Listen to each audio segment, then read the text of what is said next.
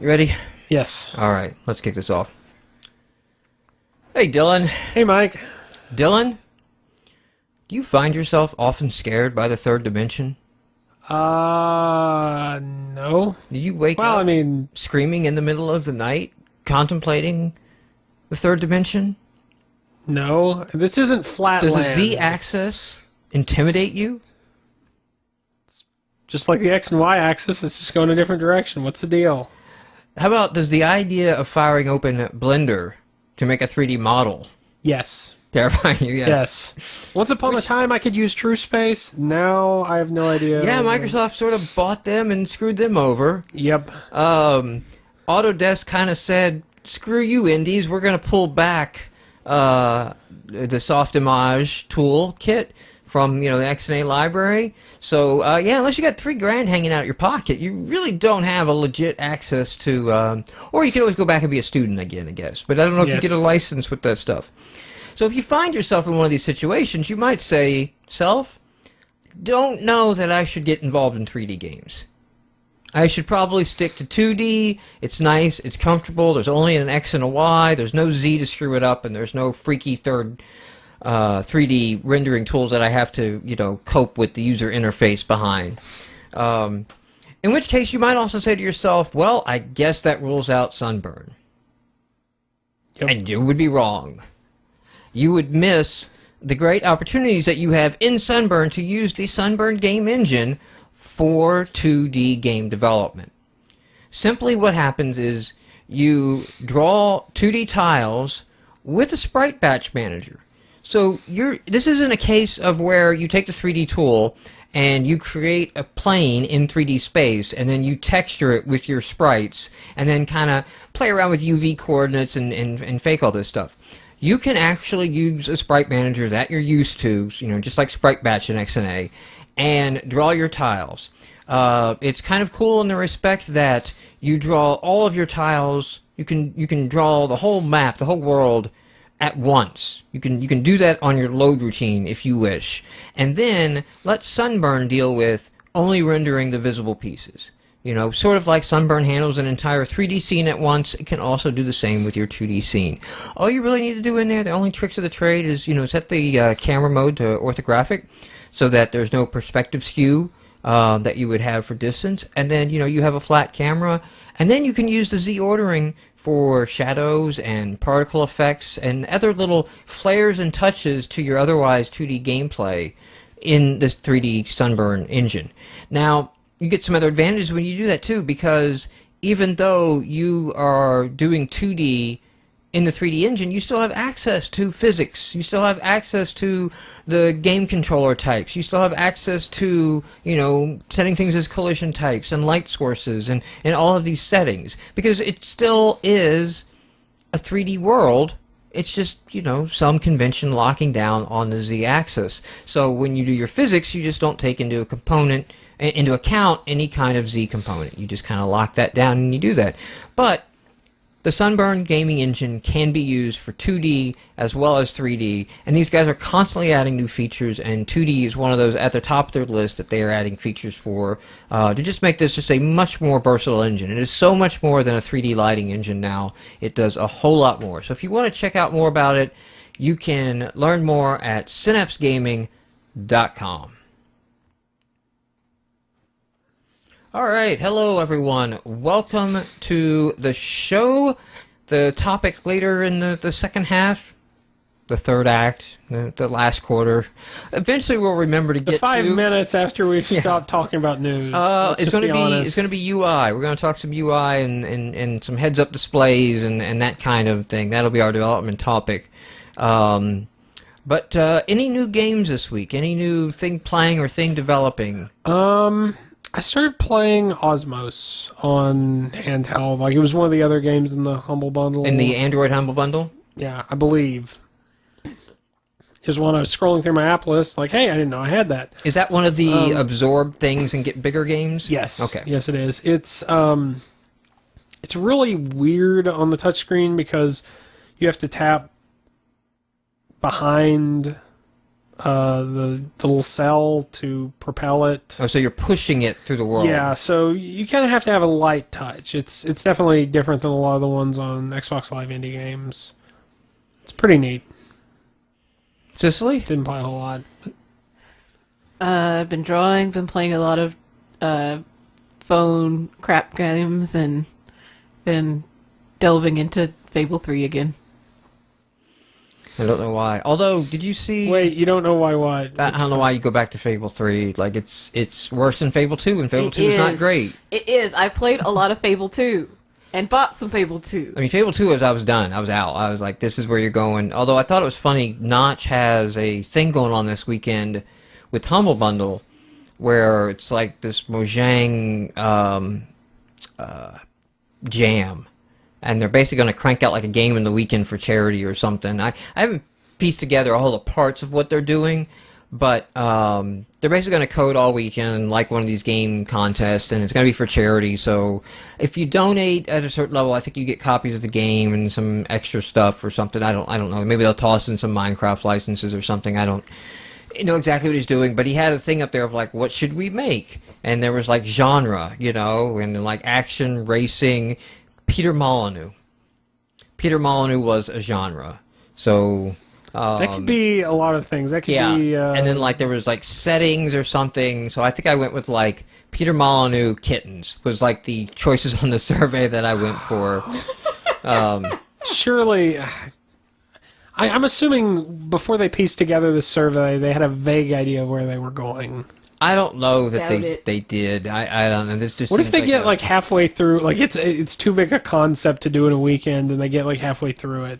Well, having watched Notch when he live streams his coding, no, he's going to pull off a game in a weekend. I mean, It'll he's be a game. insanely fast and good at what he does. So I think he will pull that off. The rotating ad in the background was distracting. I guess if he's building it kind of like he did Minecraft, then it's like, very iterative, and it's not like, well, But I mean, just watching him work, like he has up Paint.net of all things. He's editing his sprites in Paint.net, and then Alt tabs over to Eclipse and writes some Java code, and then Alt tabs back over and draws some more of the sprite, and then goes back in, and you watch him just copy paste some code real quick and modify and change all that, and then like boom, an entire new system exists when he hits run on the game. I mean, the amount that he could type without running code is amazing. And I've noticed this myself as a business developer. Like I've stopped back and I realized, that's actually a good mark of how well you've progressed as a developer. Like, how much code can you write without hitting run and it works? Like you don't have like massive bugs. Because when I'm doing game development, it's very small changes. It's like I'm just trying to tweak this one thing, that got it. Okay, it's good. Now I'll move on. But when I'm doing my business code at work, like I'm writing out entire methods of transforming data, putting it back in a database, render the UI, and do all that, and then hit run, and yep, that all seems to work, and then I move on. It's just an experience thing, It's just really familiar with what's going on there. So I've played, still playing L.A. Noire, and I think I'm getting towards the end of that now because I'm on the third disc. Are you still not liking it? Yeah, I'm not really into it. It's not. It was an idea, but I guess it was like that. It was a good idea in concept, and I don't know that they should have spent all the time like executing and making it. Is it still too easy? Well, the thing is that I've had a couple missions now, like later in there, where I play like 2 hours. It's still about the good length of an hour to 2 hours is a good length of a case. So I played like a 2-hour case and had a total of 7 questions, across 2 witnesses. And then the next case I had 1 witness and got 3 questions. And it's like they just phoned it in the second half, where the first ones were all these like just going to suspect after suspect and questions after questions and check out all our awesome are they lying, telling the truth system. They punted in the second half, and it's just like this arcade game. It's just like running and shooting now. And it's like, oh, look, another car chase. Okay, I guess that's what we're doing. The car chase is boring. And the car chase is broken. It's not like the chases are annoying. and boring, but they're frustrating because when you screw them up, like, unless some of them have had a checkpoint, but many of the times it's like, no, you go all the way back to the beginning of that chase, and the one that I screwed up that really pissed me off was a tail them operation, so you can't get too close to them. So there's no way to speed it up and get into action. You just have to constantly stay back, wait for them to sit at the red light, or you sit back, then they go, then you go, then you have to wait till they sit at this turn, and you go, they, you know. Annoying in the same way that an escort mission and is. I'm trying to figure out, like, as they run across, they're like a football field and a half away from me now. They stop and turn, and so they're going behind a building, so I come out from behind my dumpster, and it's like, they're like a pixel shim away from being behind the building, and he goes like, they saw you, and I'm like, what the fuck, they're all the way, like, I could just be walking down the street, and I should be fine. Whatever, I broke the stupid rules of your line of sight or something, I don't know how it works. Because other times, you're literally just like walking right behind them, and it's fine. You know, so it's not real clear on when it's accepted, when it's not. There's no penalty, other than you have to play more of the game, you know. So frustrated that.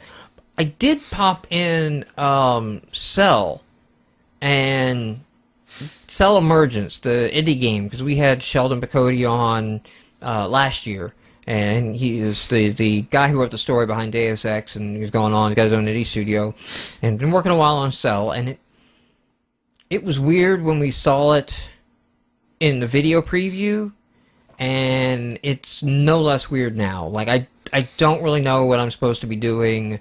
I played the trial 3 times, and it you know, I got past like the first little stage, but then when I went to the second one, it just got out of control. Like, you're some kind of surgeon or something controlling some kind of like nano thing, but really all you've got is this big cannon, and you're shooting blocks, and your shot either makes them grow or shrink.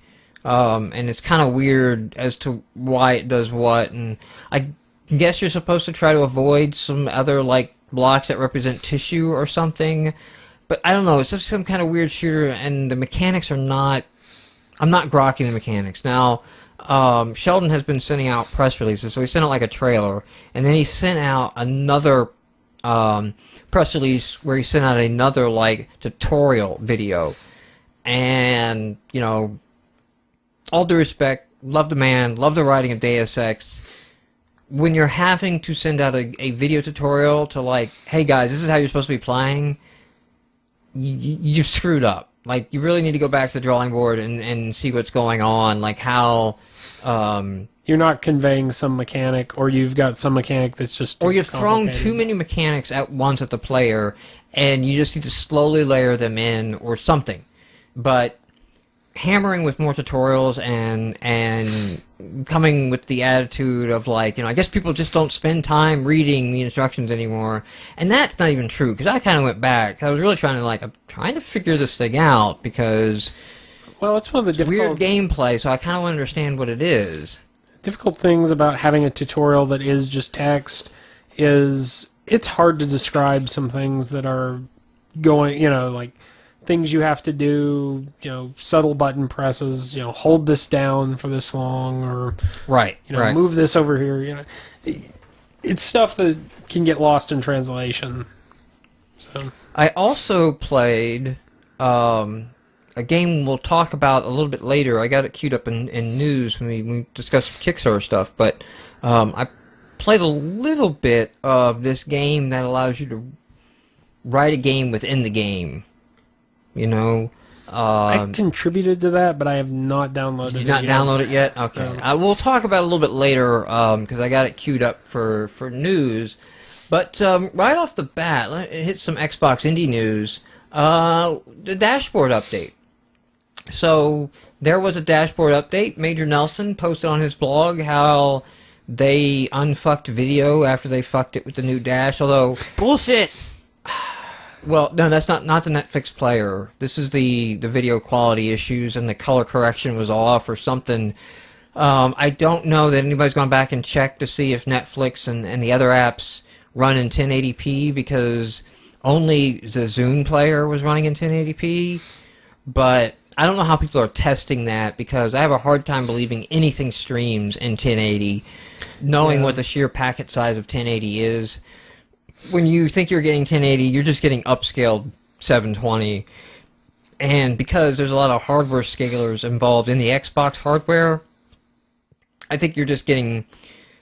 Just because the Xbox mode is set to 1080 does not mean it's running in 1080. Yeah. In fact, you know, most gamers don't realize all their Call of Duties and all their, you know, latest Gears of War and all these games, these aren't even running in 720p most of the time. They're less than 720p resolution.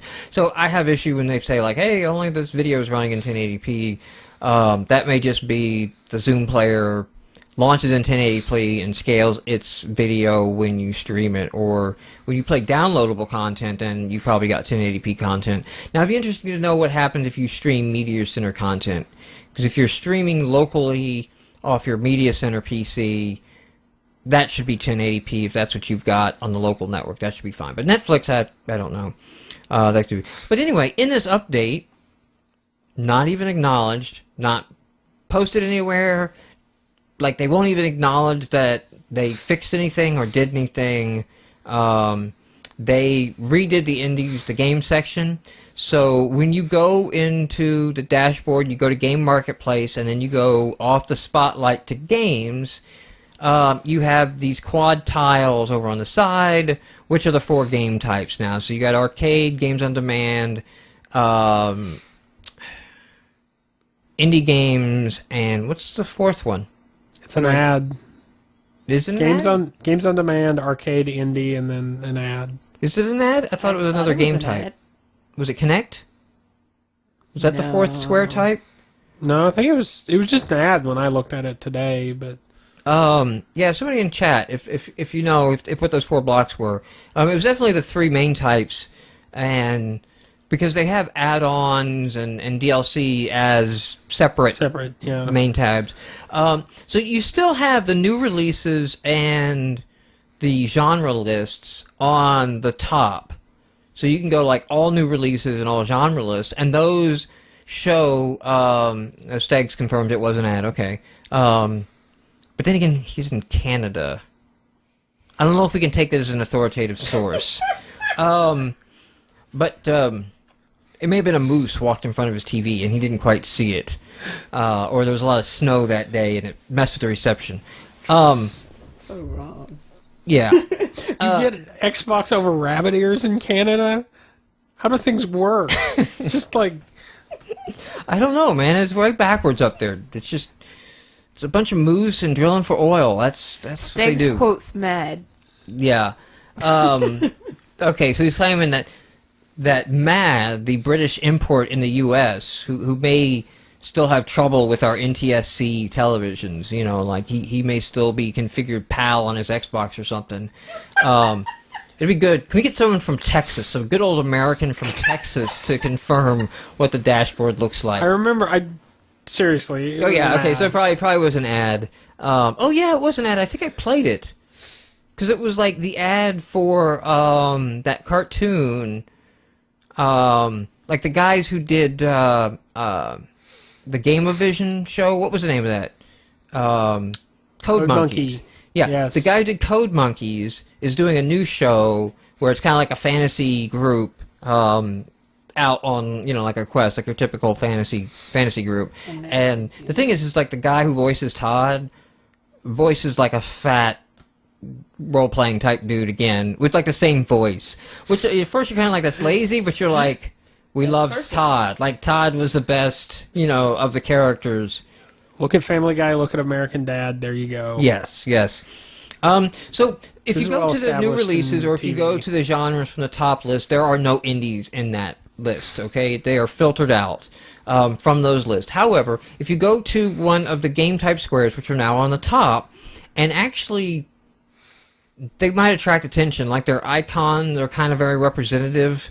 The Indies one has a Minecraft clone up there, so that's basically telling you what lies beyond this tile. I don't know if that's they're like the top 3 or 4 spots. They are. So there you go. Are. I don't know if that's going to rotate out, like if that's, because that also was like when you clicked in, then you got 4 tiny squares. to go in, and I don't know what the hell the point of this was, other than like they just had to like because they were locked into the metro, like they had to have 4 squares to balance it or some shit. I don't know why they couldn't just join one. You know, it's like the games or new releases or games by list or something, because they had like a block for new releases, a block for genre at the top. No, I'm sorry. It's a block for new releases and a block for most popular. But when you go into that list, it's the list of all the freaking games, now 2,300 games, and sorted by new release date. And if you go into most popular, it's sorted by, it says top downloads. The funny thing is, you can click that square and change the sort order. So you can go into the new releases list and sort it by top downloads. And it matches the exact sort list of the other one. So it's like the same thing. Yeah, and it seems a little stupid. It's stupid on all of them, though. I mean, all of the game types work that way. It actually looked like they're all using the exact same... Now, the cool thing is they've added beneath that games by title. You can go in, get the title, the first letters up, and get the games by title. So if you know that you're looking for Cthulhu Saves the World, and Bing does not fucking understand the word Cthulhu, or Chthulhu, or Cthulhu. I was going to say, you may have spelled it wrong. No, I'm talking about Connect. The Bing, Connect Bing shit. Sorry, I've got a chat pad and not Connect, so... Java wants to update right now. No. Fuck you, Java, and fuck you, Sun, and... Fuck you, Oracle. Fuck people who use Oracle. Hey, I use... Which includes me. I was going to say, Oracle bought a VirtualBox, and I've switched over to VirtualBox, so I guess technically now... I also use Oracle. Oh, so I got a fuck you Mike from Stags. He just wanted me to acknowledge that he was correct, he was right, and I diverted the topic. But the chat delved into a Canada bashing... Canada is America Junior, or Canada is America's hat, you know. You got syrup on your screen.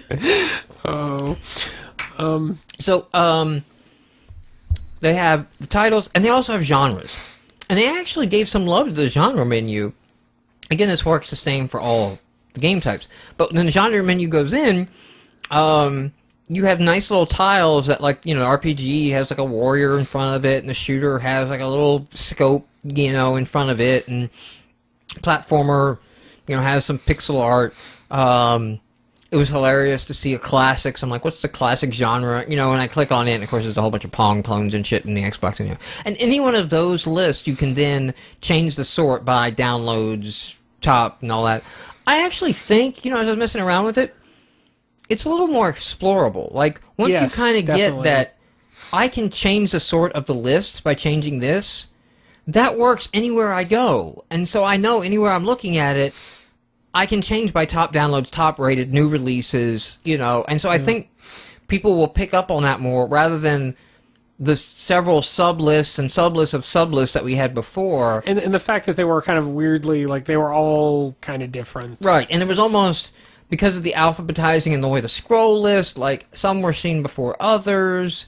Games were featured on the top level, the boxes and all that. I kind of like it a little bit better. I kind of like where they've got to this better I like overall. it a lot. I mean, it feels very clean.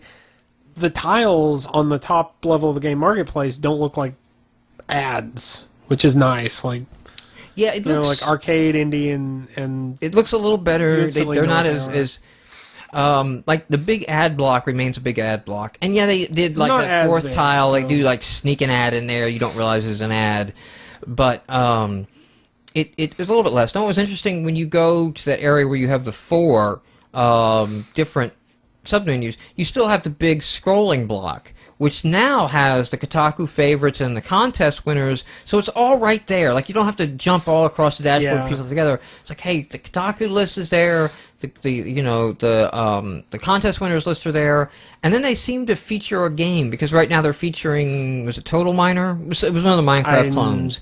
It's the same one that's made the tile. Their screenshot makes our tile right now. Yeah. And, which, you know, is kind of cool, because the way the shot is given, you don't really realize, like, it's a Minecraft clone.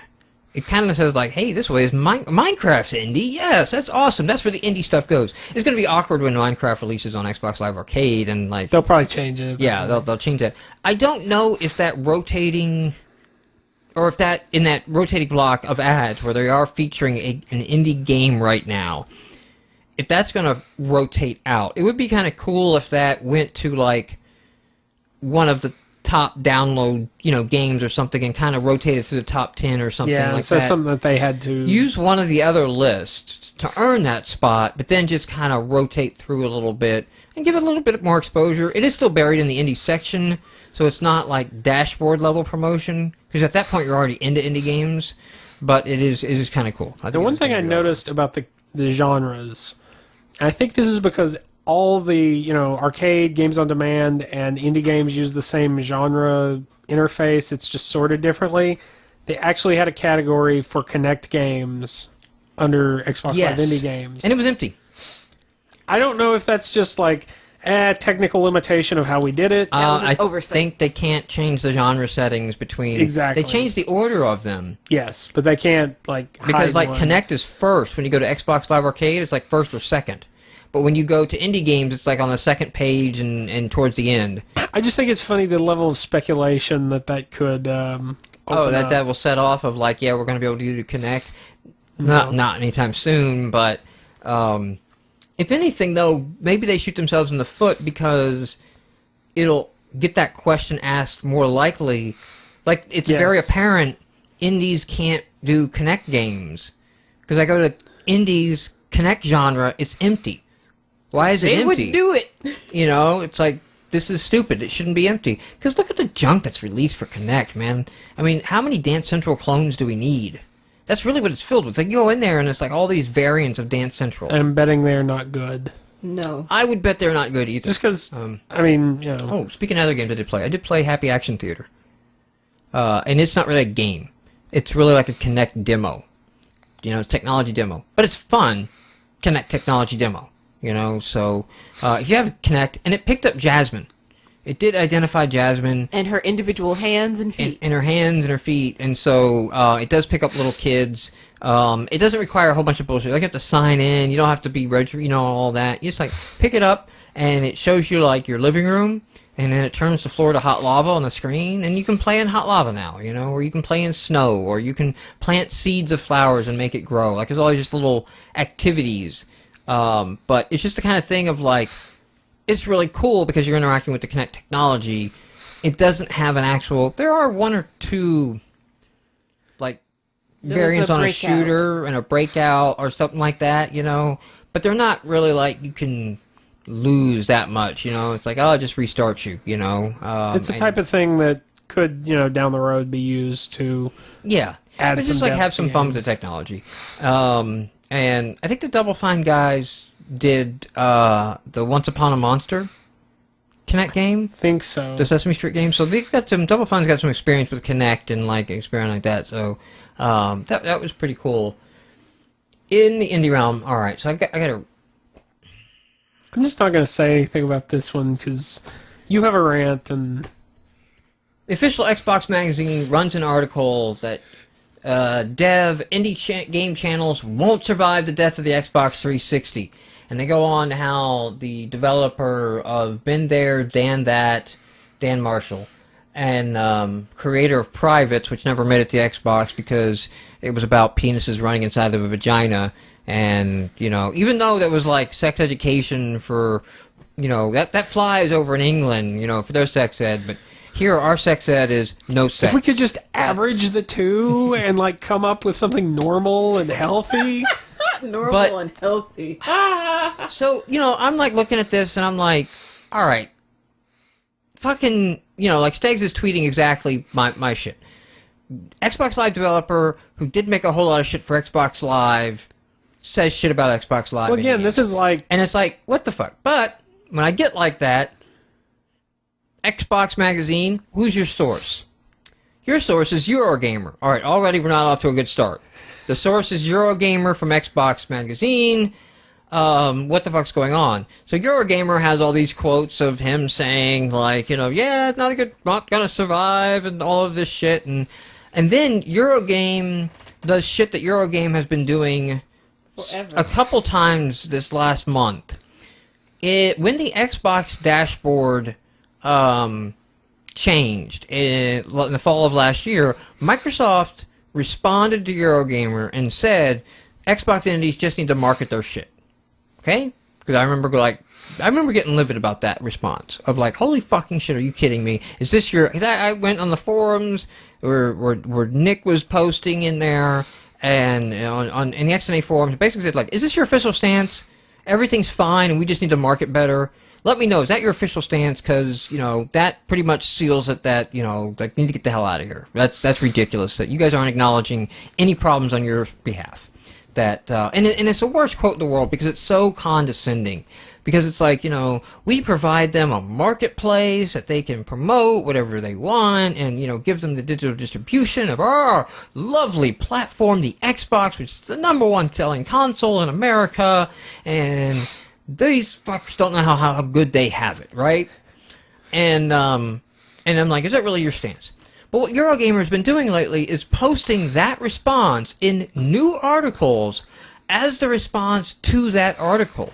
But if you read really carefully, it's like, well, Microsoft responded to us 3 months ago about this issue and said that. But they put it in context with the current comment that they're doing just to spark controversy.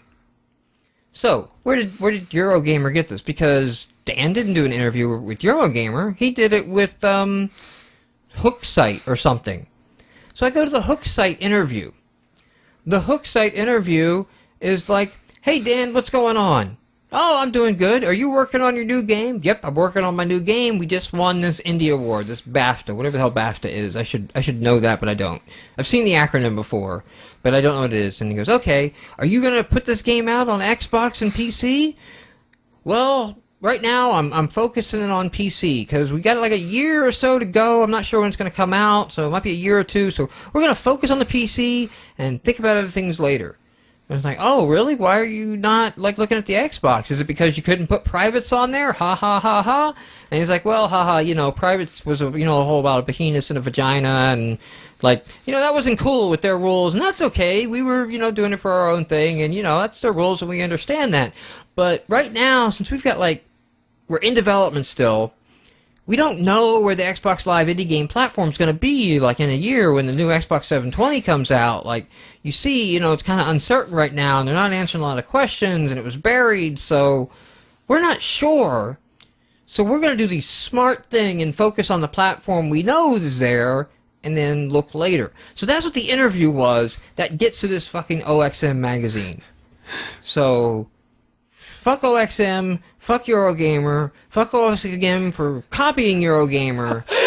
Like, this is the problem. It's like even if our game journalists can't have any integrity, or just a bunch of copy-paste artists, no wonder shit's not getting fixed or changed. Well, what's funny is they're reporting on an indie developer, Xbox Live indie game developer, as if they were an XBLA or AAA Steg developer. even said he did an interview with Eurogamer and would not do it again. I bet you the Steg's Eurogamer, they probably teased out and made it some controversial bullshit that was like one line in his entire interview became the headline of the article.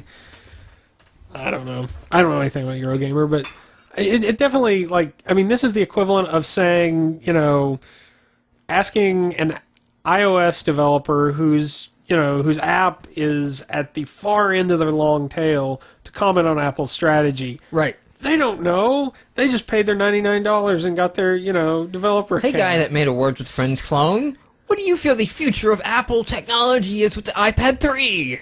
Yeah, it's ridiculous. So, I put this article up next just to calm myself back down. Destructoid's got a little thing. Apparently a MechWarrior Tactics thing is come out. And, Stegs has confirmed that that's exactly what they did. They misinterpreted a few pieces of what I said to create a bullshit argument. With binary tweet, I guess another day. But anyway, I love mechs, big robots fighting, or even better. So they do a good rundown. We got Hawking, we've got Steel Battalion Heavy Armor, and we've got MechWarrior Online, and now we have a MechWarrior Tactics. And this really kind of makes me lament the fact that we've put Rocks on hold. Mainly because it's like, hey, this is my big dream game, and I shouldn't tackle my big dream game as front, because... Actually, releasing in the middle of a glut of mech games? No, it's a perfect time. It's a nostalgic wave. Like, it's imagine before Left 4 Dead, you're out there with Left 4 Dead releasing a zombie game. You're not the tail end of the zombie thing, you're at the start of the zombie craze. It's where you want to be. And if we were, like, hunkering down on it, because we got it all sketched out and planned, you know, it's like, yeah, we're doing the indie mech thing, too, and look at this indie mech that's a retro throwback to the classic Mech Warrior. Oh, isn't that fucking awesome, because the classic mech, you know, there's a lot of people that get in forums, myself included, who say that the Mech Warrior series has never been better than the first one. You know? I haven't played any of the Mech Warriors, so I'm not and I've gone back, and I have played on my Windows 7 system, the classic. You can get it off of abandonia.com. You can get the classic one. And I've played it, and I still stand by that. I think the closest I really got was Mech Assault, so... I read somewhere rumors of a Mech Assault. Really? Yeah, Mech new Mech Assault. I mean, it was a big release title for Xbox. It was. It was a big thing. Mech Assault 2 was okay, but it wasn't really great. Yeah, but then the weird thing is it showed up on the DS. There was a DS Mech Assault I played, which wasn't bad, actually, for a port. There's a appointment in the DS Mech Assault was at the end.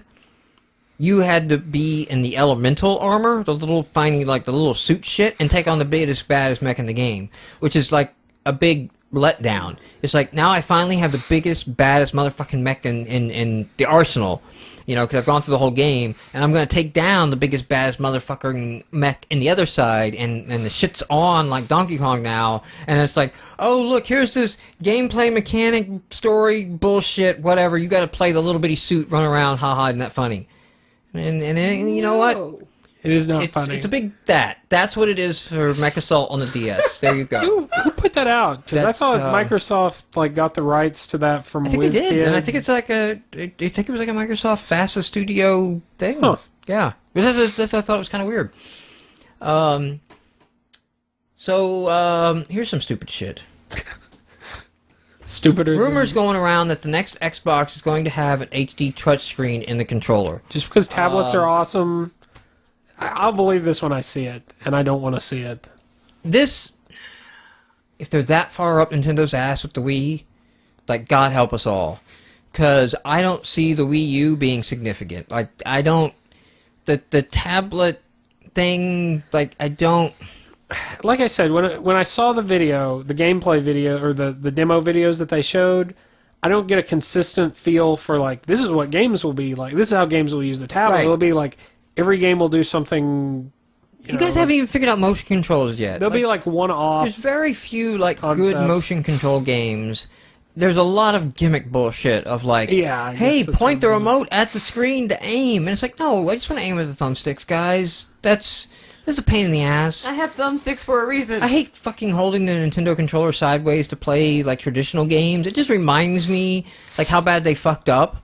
Like, when you're playing Metroid Prime 3 on the Wii, and you have to hold the controller sideways and shit, and you're like, man, this is uncomfortable as hell, and it's basically the admittance that your motion control bullshit doesn't work, because now I have to ignore it, except...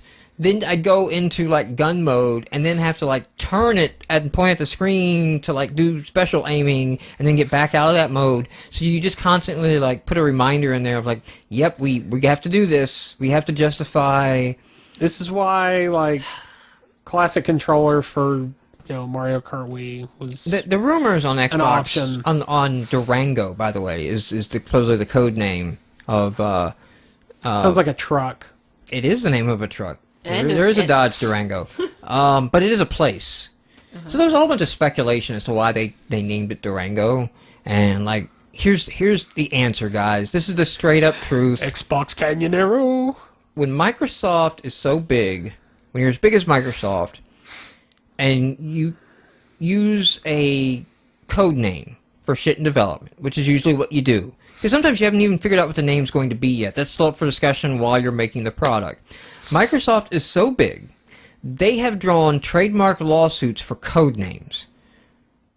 Okay? Because other companies have rightly come up and said, you called your shit Thunderbolt. We make a product in this space called Thunderbolt. And now you've caused brand confusion with us because you're infringing upon our trademark, even though they haven't marketed it as such. Just because they're so fucking big and huge, all the news sites call it, Thunderbolt, and the Thunderbolt people get upset. So Microsoft has a policy. They name all their code names after cities. Done. Now it's like, well, you can't trademark the name of your city, so we're fine. It's like we call it Chicago. Is names of release. Was the name of a 2003, I think, or 7. That was 95. Actually. 95. I don't know what the hell. Anyway, Detroit should be the name of Windows 8 code name.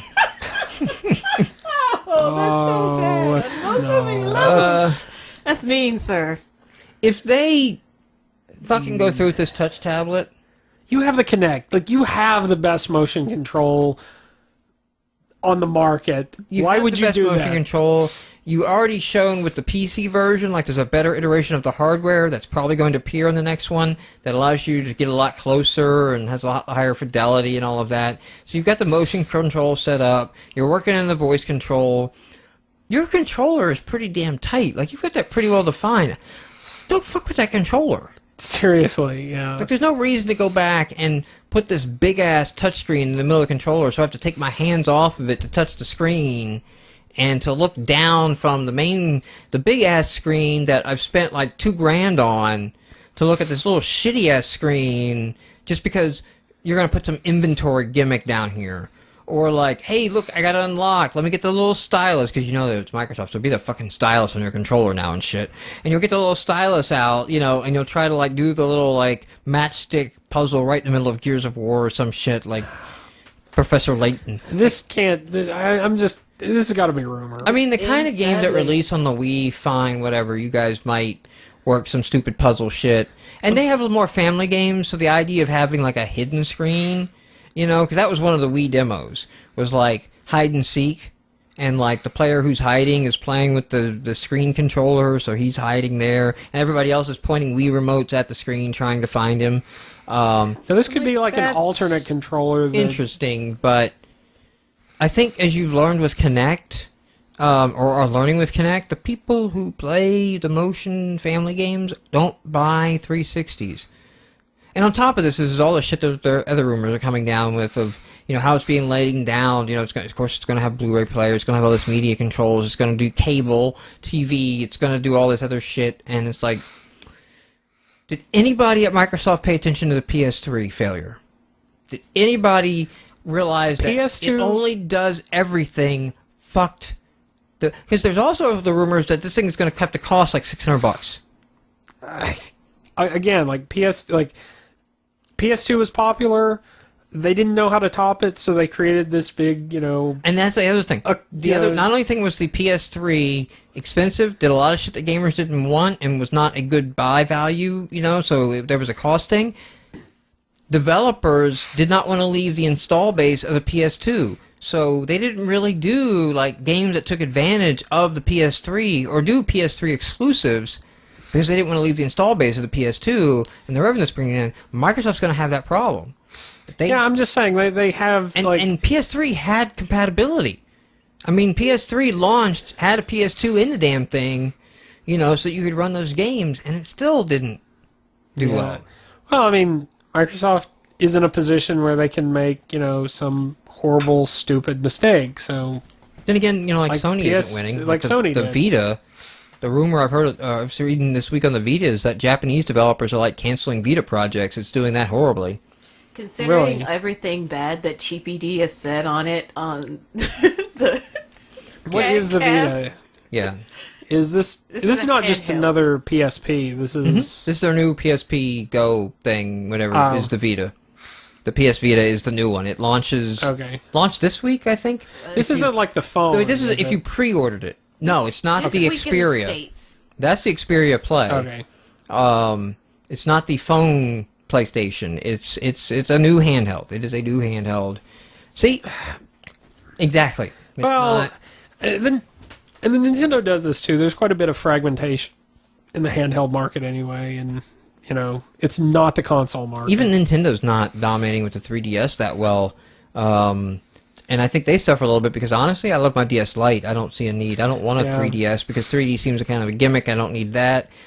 Well, they're competing with, Yeah, you get phones now. phone, mobile device. Well, you still don't have like a gamepad. That's true. still worth something. And as long as you're comfortable with your graphics level, there's no reason to get the higher processor of the 3DS. Yeah, it's not there. Now, if buying it for the Nintendo would 3D. have made a wonderful app store on that thing and a downloadable experience was great,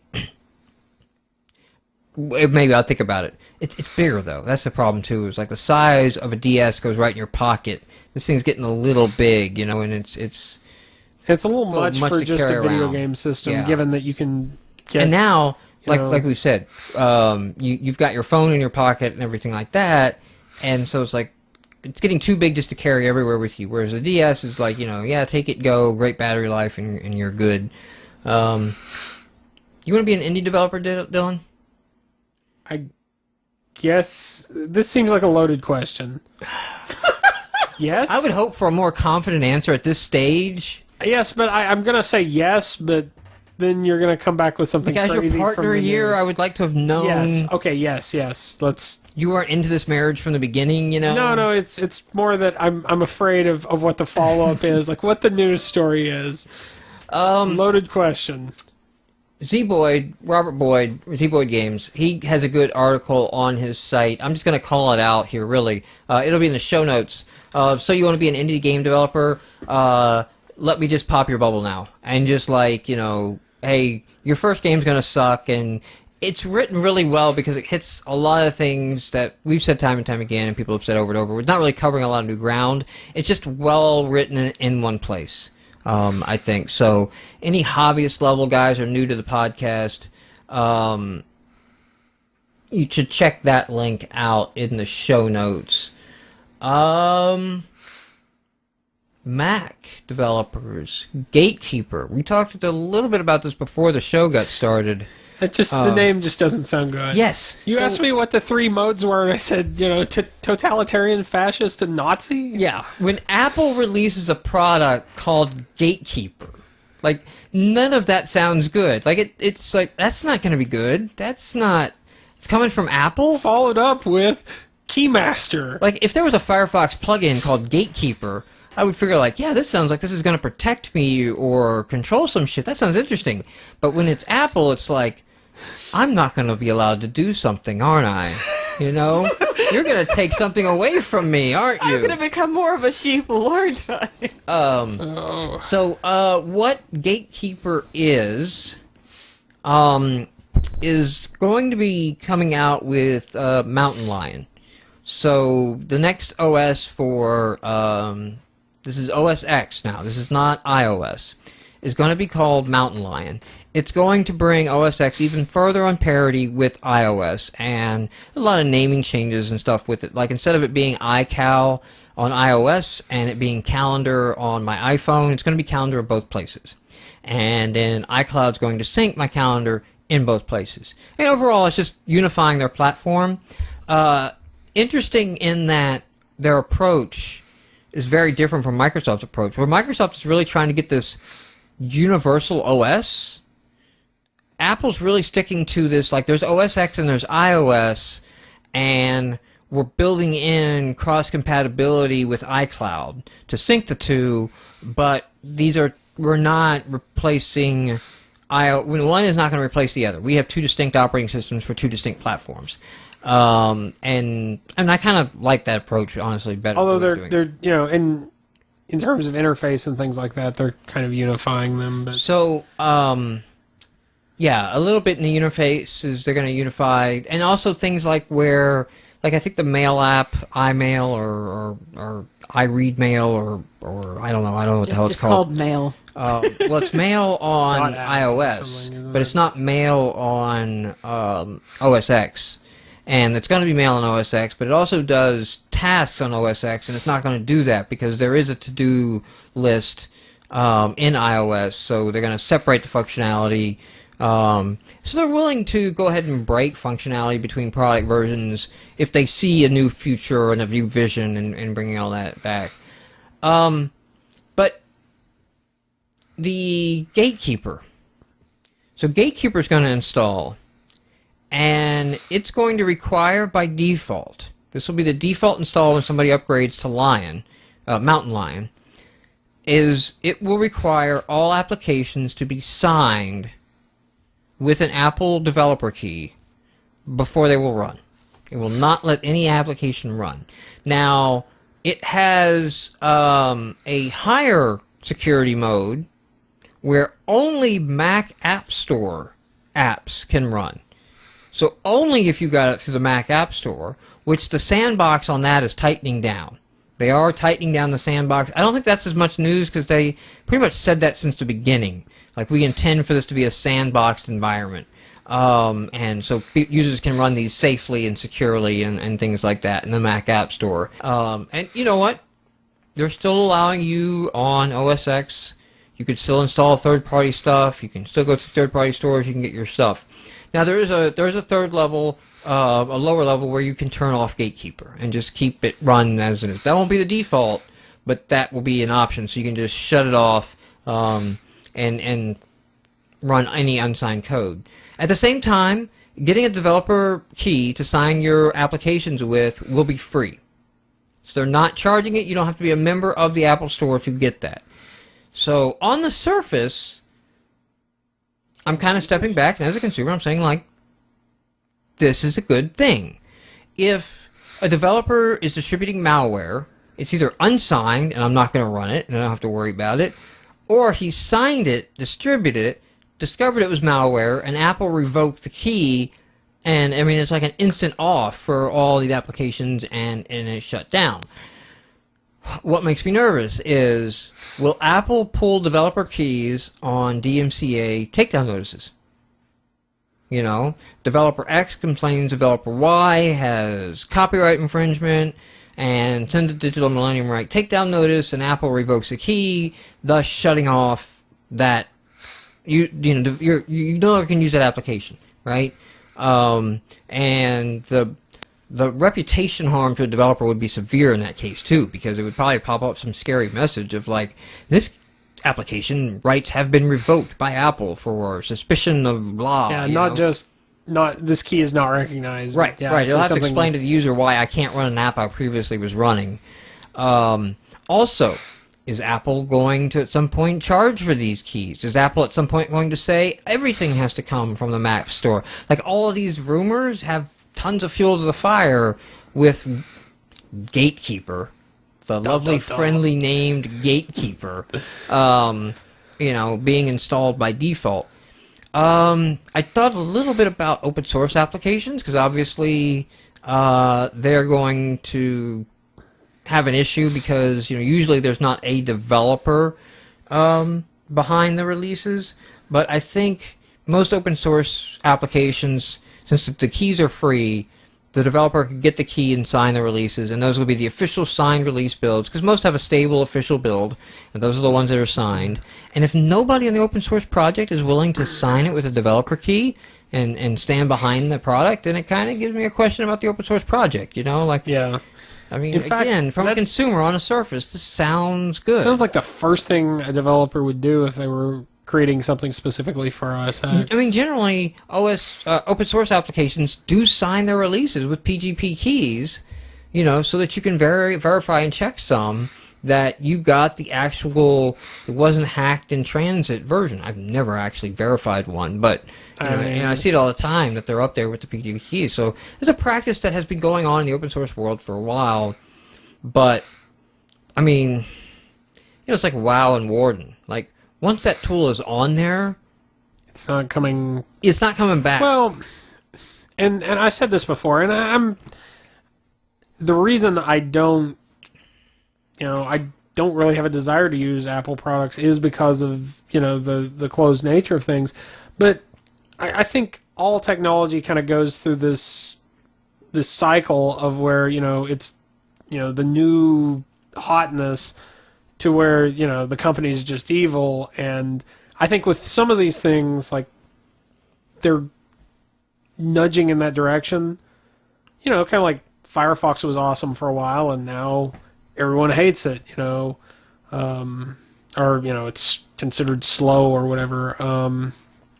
Microsoft has been through this, and maybe eventually they'll back off, and when kind of the Well, if they attitude go shifts. no further than what they've done, Yeah, then I fear it's fine. It's just the fear of, are they going to go further? They also have announced too that OS X is going to be an iterative annual update like the iOS products. So you can expect a rollout, probably going to be coordinated. It's probably going to be, we're releasing the new I Take Your Money app, available in OS X and iOS from day one, or whatever. It's interesting to watch, because it's going to be interesting to watch how the direction Apple goes in post Steve Jobs.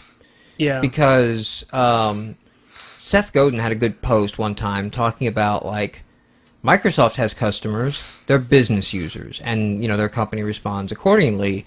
Coke has customers, and they're young kids, and that they market accordingly. And then he was going down, just like just basically he was like pointing out the target market of these companies, explain a lot behind these companies.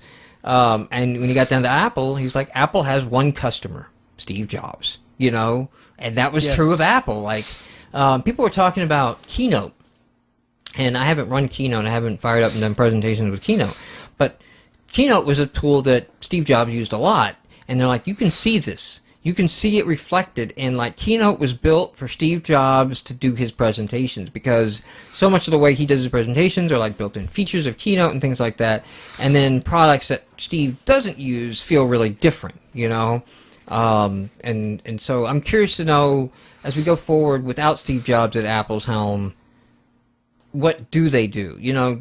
Do they become more dominating, or do they kind of loosen up a little bit? And, like, if this was Steve Jobs, like, everybody would pay for a developer key. I'm not going to give developer keys away for free. They should pay a $25 annual fee to sign, apps. And maybe because he's not there, maybe they're loosening up on what the plan was a little bit. Maybe because we're having this key signing thing, that we're paving the road for sideloading into iOS. As long as it's signed, then you could sideload the app into iOS. That would be much more convenient for I think hell would freeze developing. over still. But, and yeah. and Steve would come back from the grave and kill someone. Well, but and nobody wants a zombie Steve Jobs. But the thing is, once smartphones have become more and more ubiquitous, it kind of starts making sense to do that, at least on a developer device. I think they save it, though, until a point where they're actually starting to lose market share. Oh, yeah. Like, that's a ace in the hole that they'll play when they have to, not before. But like I said, there are these cycles. Open source was awesome. Like running Linux as your desktop was awesome for a while, and it's like a lot of the people who did that switched over to Mac when OS X hit, and I mean, I like OS X. I do. I like the time that I've been spending in it. It wouldn't be a GameMarx show if we didn't talk about Zynga. I guess not. But this is kind of interesting.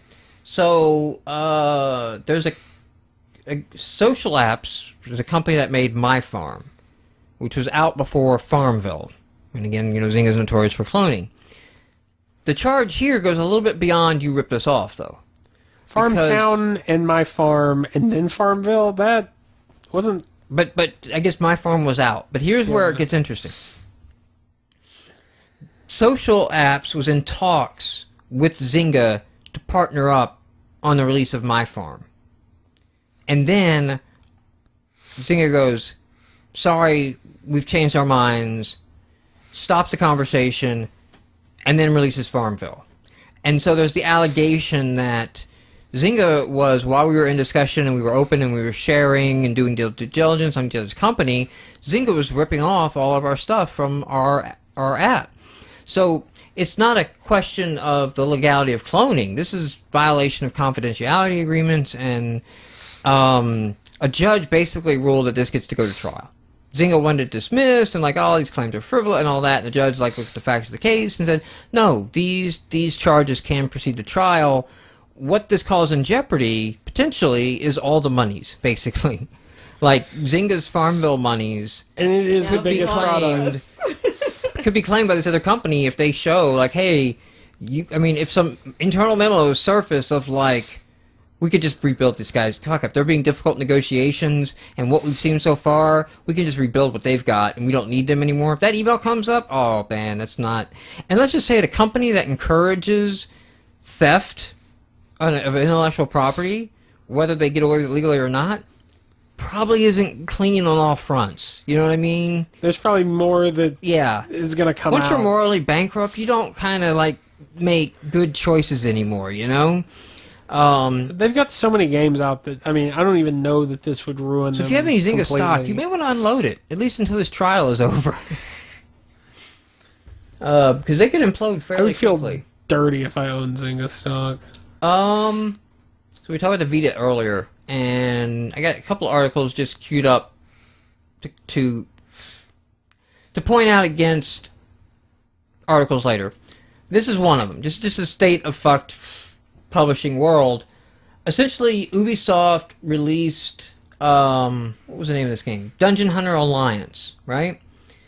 So it was a PS3 game, and it was available on the PlayStation Network for $13, and Mac users can get the game on iTunes, where it's 99 cents right now, and they released it for the Vita for $40. Wow. And I mean, this is like There's multiple levels of... if you're going to close your marketplace and play with the publishers are going to abuse it. You know, they're going to take advantage of like, okay, we can kick out all competition because you're only going to allow, you know, the top of the top, and we're only going to release a few games a week maybe, so we can go ahead and like screw over people who buy a Vita and they want a game to play, and it's like, well, shit, there's nothing out for it, so I guess I'll pay $40 to get this game. It's just insane. It's just insane. And more industry insanity here. Epic. Cry me a fucking river, Epic. There are too many platforms. Oh my, we have to iOS and Android, and look at all the consoles, and there's new consoles coming. Holy shit, and we have to... We didn't know this going in. We just need less platforms, everybody. We just need you to put out less platforms. Let's do away with a couple of them, because it's hard. It's hard for Epic Games. Please don't throw me in the licensing patch. Yeah, well, I don't think they're saying that. I think they're actually genuinely complaining there's too many platforms and we don't like it. And, you know, the thing is like, great, there's a lot of room for indies to come on and take the shit away from you lazy fucks. You know? With your $20 million and your $50 billion budgets on these games, you can't deal with the Unreal Engine or Unity or something that's cross-platform, you know? You don't want to license the tool for $4,500? I mean, that's what it would cost you. What's your problem? You know, get over it. It just...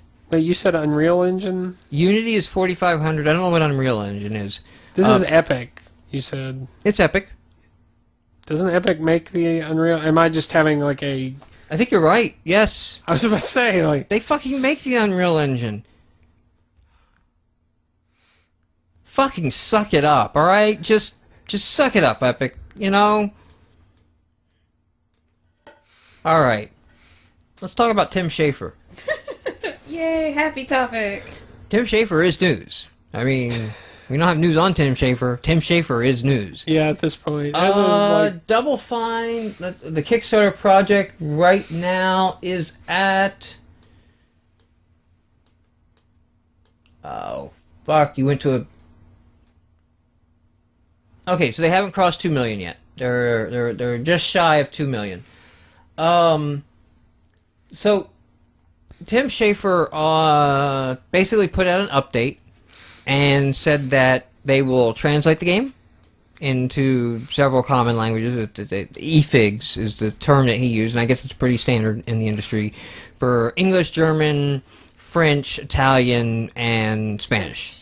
And then iOS and Android, Linux, Windows, Mac.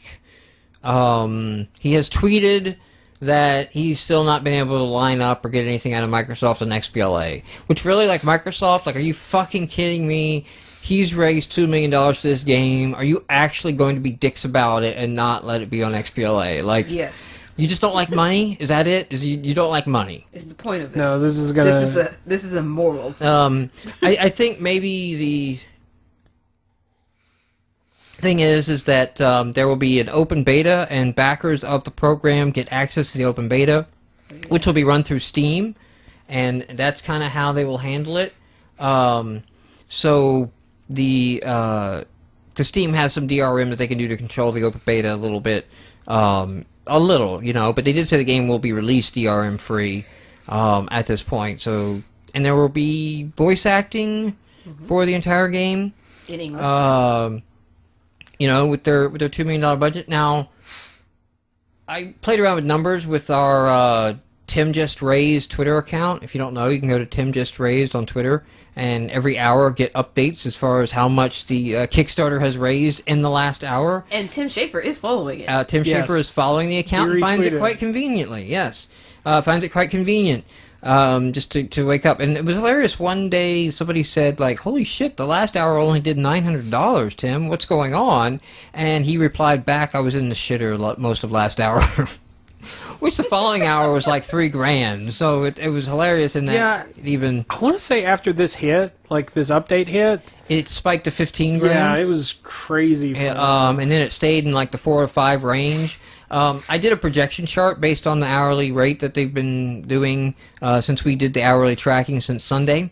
No, since Friday night. Since midnight Friday night. Because we launched it with the podcast last week. So, holy shit, we've been tweeting a week's worth. Yes, there's a week's worth of tweets on that account. And I did just a straight Excel linear regression forecast.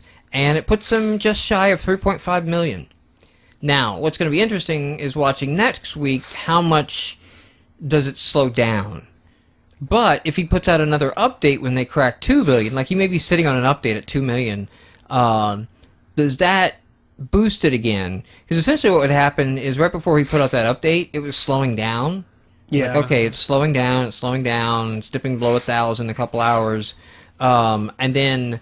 he did that update, and bam, 15,000, and then it was over 5,000 for a few hours following. Well, I've had this conversation with other people. Like, I eventually contributed, but I kind of had that moment of like, man, they asked for 400,000. It's already like 1.5 million. You know, I'm just feeding. But I think the update shows that they're actually like putting that to good use. Well, they're putting it more in the game. The other thing is that to understand you are pre-buying the game. Yes, no, So definitely. I don't want to take that When away. you look at it, don't look at it as like they got 2 million for free to go make their game. No. They cannibalized a huge chunk of their sales. I completely agree with that. So they basically pre-sold the game to develop the game. So for that's anything over $15 though. You are kind of giving extra. I gave it 30. I think I gave it 32 to get DVD, the HD and HD DVD and the soundtrack and the extras that come along with that. Yeah, but like I said, my point was, it's actually like he's responding to the crazy amount of money that they raised. Is chat I think still that's moving, awesome. or is my chat frozen? It was moving a little bit, but The last thing I have is Freestyle Coder saying hi. that's what I saw. Okay, and maybe not be moving. I don't know. Are you out there, chat? Let us know. So it's going on. It's going pretty well on the Kickstarter. Interesting article came out that Tim Schafer basically said that the licensing and the effect of certification and all of that and whole shit on there. Console patches cost $40,000. And he's like, you can't compete. Indies can't do $40,000 patches. That's just ridiculous. Now, I thought it was interesting because he said indie developers have been driven away from these closed platforms because of the high costs. And, I mean, it costs $40,000 to put up a patch. We can't afford that, Schafer told Hookshot, which is also the one, the interview I mentioned earlier. It could have been our own little Sundance Film Festival, a great sandbox for any development. You know, basically the digital control stuff and all that. And he's talking about Xbox Live Arcade, I think, more than Indie Games channel. Yeah. In his thing. But what was interesting is that Schaefer says there wasn't just enough support, not enough marketing, not enough placement on the dashboard for these systems to grow properly. And it's kind of satisfying to hear Schaefer actually, somebody like Tim Schaefer specifically say, like, the dashboard placement is significant. Like, you can't underestimate dashboard placement. And if Microsoft's going to reserve all the dashboard placement for paying partners and paying AAA studios, you're not going to allow the indie studios to thrive in that system. You're playing favorites. Yeah, that was something I wondered about with, the dashboard updates, putting indie games, on the, front of Game Marketplace, on the main dashboard. Is this something that they're doing in relation to the complaints from the community and, the numbers that have been... I think it was Chris Steele that released that for Hypership? Yeah, I don't know. Yeah, can't remember. I told him it wasn't him. I told him it was my video. Yeah, I saw that. But my point is it those numbers? Is it the stuff coming out of the indie community? Or is it, XBLA... Did that suffer from the dashboard? And I mean, that's speculation. And we can't know, but it could be. I think a lot of people had speculated that there was there would be a offset of sales for everyone. Like, the new dashboard was horrible, and it's going to be horrible for everyone. And so maybe some of that was a general overall re-architecting of the way they had done everything. Indies just happened to benefit. And yeah, indies happened to benefit. Hey, there, I did a refresh, and chat had locked up on my end. And they were commenting that we weren't looking at the chat and in the chat, so... But I was looking at the chat. It just froze. But Steg is still here, so all's good. Again, like, progressing in this digital future, the Jimquisition. If you don't watch Jimquisition on Escapist, you should. Like, if you go to Escapist and you just watch Otzi, check out a couple other of their shows. Some of those are good. But Jim Sterling does a good job on the Jimquisition of, like, just having a podium and doing a rant. And this latest episode is on digital distribution. And it said a lot of things, the same thing that I've said. Like, the digital distribution world kills the publishers. It kills the middlemen. It takes out their value. And it's funny to see so many of them want to push it because of the DRM that they have, killing the used game sales, and the advantages they see, but they are really hastening their own death. Like, iTunes changed the music labels. Yeah. And, like, when you get the distribution up and going, it's going to change the game industry. It's a really good, nice 7-minute video rant, just kind of outlining and explaining to you, like, hey, when you have this digital distribution, when you turn this beast on, like, you're not going to be able to put it back in the bottle. And so then the last thing, like the evolution of change, is like, who's been looking at Kickstarter? So the first one I saw this week look into Kickstarter, as far as, like, interesting devs are like, hey, maybe I should kickstart something. Obsidian considered kickstarting a game, and they basically made a forum post on their own forums and said, hey, Obsidian fans, what would you want to see? And the rate of reply to that forum post crashed their servers. Like, they were getting like 1,000 replies a second or something crazy, or hits or refreshes a second, whatever it did, it crashed their servers, so they had to get their servers back up. But I guess expect to see Obsidian consider a Kickstarter because the internet once again responded with, like, how fast can I give you my money? Here's all my money, take it. Now, the article I saw about this was kind of, like, hinting at, like, maybe they'll do another Planescape Torment. And, I mean, it was open-ended. It was like, if we kickstart, what should we kickstart? And fans were like, Planescape Tournament and all these old ones. My point again is, it'll be interesting to see how that compares with, that... If it's able to be funded completely at all, even if it doesn't do Tim Schafer money, then it is a success. But it's kind of riding on that same concept of here's a game, here's a franchise, and here's a game concept that we haven't seen a whole lot of. Well, but see, the thing is that to make a game in the publisher world, so you take a game, all right, and it costs you $500,000 to make this game. This is very similar in the movie industry as well. Okay, now the studio had $500,000 in cost to make the game. Right. Now the studio approaches the publisher, and the publisher likes the game and they want to take it on. So immediately the publisher adds a $2 million budget to market the game. Right.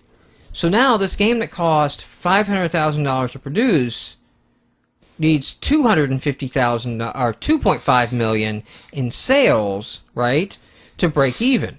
But really, publishers have to offset the flops and the other ones in the title. So it's even really more like this $500,000 game all of a sudden needs to make $5 million in sales to justify itself. And it's like once you start getting up there in those numbers, you can't really have a niche game and have a publisher. Yeah, you know? I That's where they come in, like they don't want to make the click-and-point adventure. However, if you can kickstart and fund your game there, and the sales, you get your $500,000 from Kickstarter, and then basically through pre-sales, and then you go out and you sell the game and you make something on top of it that lets you creep back, all the while getting to keep your own intellectual property because the publisher didn't take it, getting to have control on it.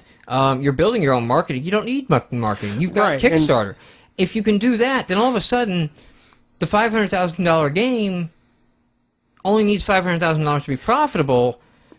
Right. Game designers can go do the games they want to do. You can have variety. You can get away from sequelitis. You can get away from all these things that the publishers have basically screwed the game company or the game industries over with because they jack up a $500,000 game to $5 million. Oh yeah, I'm not before I can break even. I'm not questioning the advantage of it. Yeah, I definitely like to see it, but I'm just interested to see as we kind of get outside of those niche retro. I don't want to say retro games, but like games that have a lot of nostalgia value.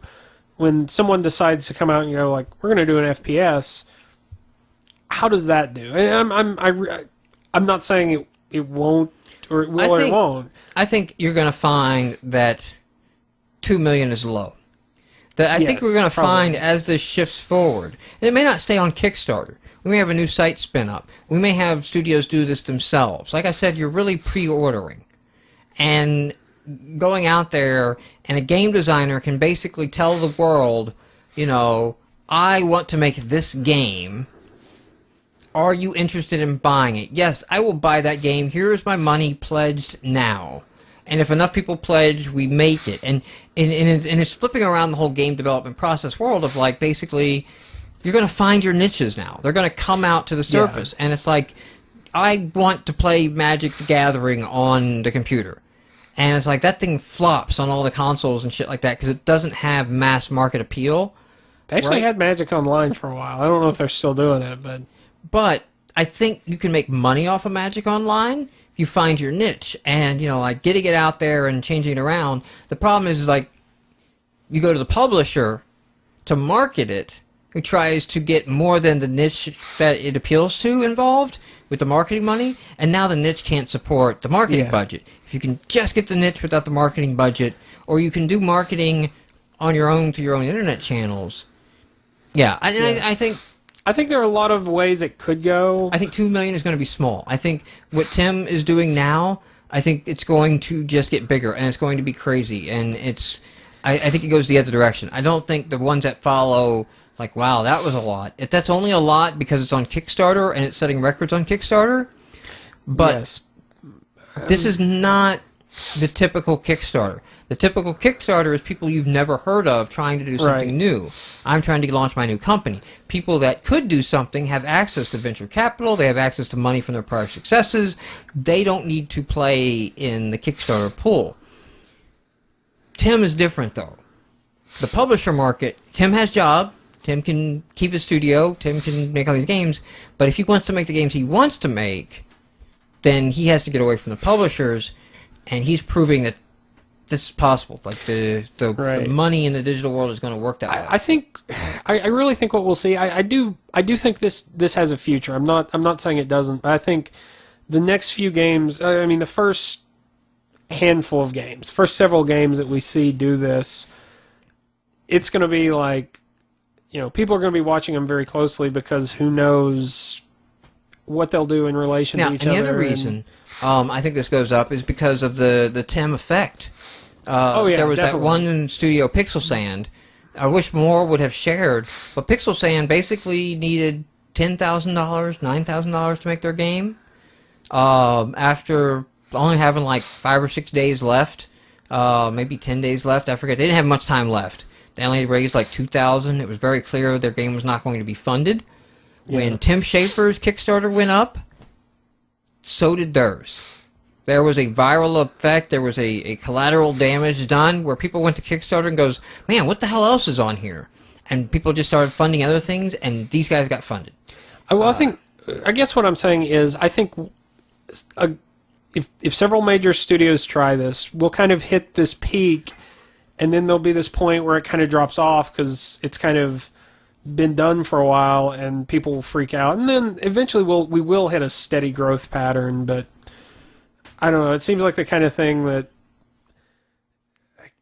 you're just afraid of the new, Dylan. I'm not afraid of change. I'm actually I'm not I'm recognizing that there's an element of hype in this, and I'm not saying that there's nothing there. I definitely think there is something there. This is a great thing for the industry, but no hype is Mass Effect 3 being sent to space. Did you see this? You know what I'm talking about? I saw a comic referencing this. Okay, yes. They shot up a satellite with a copy of Mass Effect 3 to send Mass Effect 3 to space, and there's a little photo of the game box in space. That's hype. Well, no, I'm just saying it's. I don't know. There's cycles to all kinds of popularity, and another Kickstarter campaign being considered. The creator of Wasteland, which is really a precursor to Fallout, I understand, and by that I mean Fallout 1 and 2, the real Fallouts, not the third-person shooter Fallout, not Gears of Fallout, Modern Warfare, whatever the hell it is now, New Vegas, Duty. He's considering it, and this is kind of interesting, because if this also opens up like, hey, I'm the guy that made this 80s game that you love, and then I got eaten and spit up by the machine, and now I'm kind of a cog in the good world, or I'd like to get back to game making. World, can I go back to game making? Will I get enough Kickstarter to quit my day job here because I'm flipping fries and I can go make you a new Wasteland game?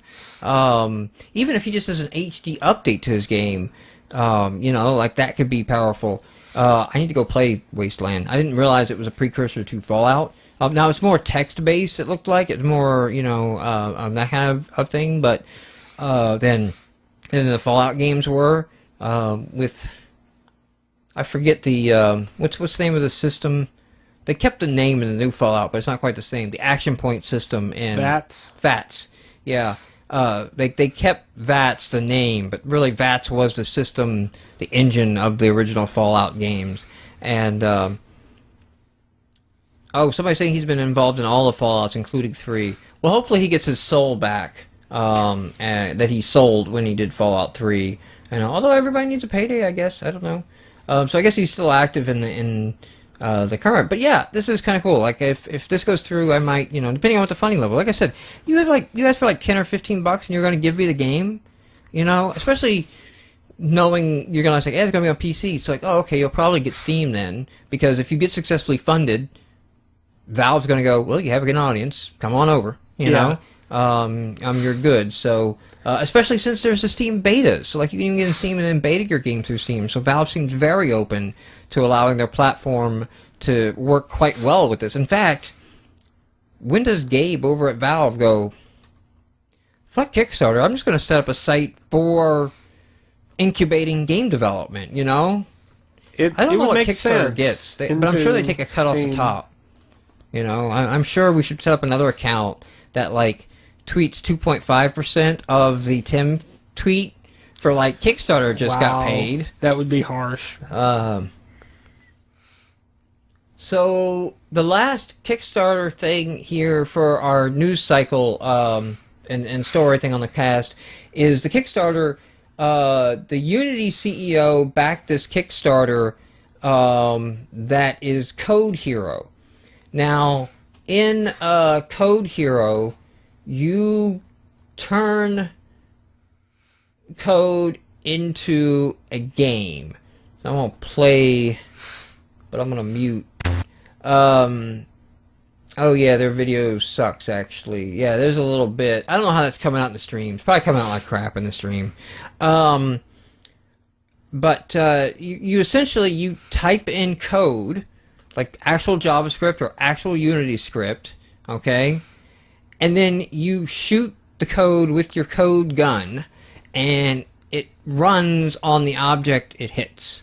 And then you can kind of like build your game. Now, the other thing that they're doing, this is one of the reasons why the Unity CEO backed Code Hero, is that it runs in the Unity engine, and you actually can like make a Unity game. So like the game that you make with your Code Hero game is a game in and of itself that you can fire up, I guess, in Unity or something.